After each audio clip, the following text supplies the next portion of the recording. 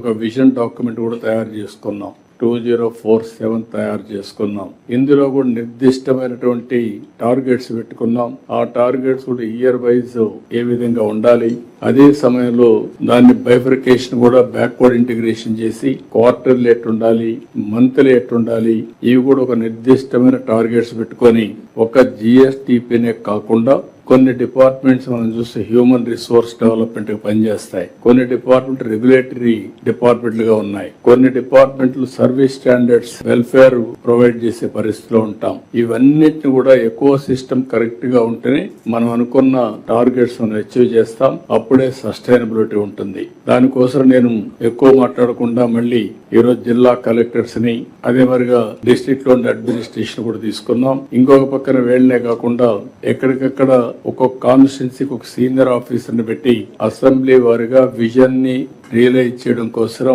ఒక task force create చేశాం. వాళ్ళు కూడా లైన్ లేక రమ్మని చెప్పడం జరిగింది. ఆ విధంగా జిల్లా కాన్స్టిట్యున్సీ స్పెషల్ ఆఫీసర్ కూడా ఈ లైన్ లో ఉన్నారు.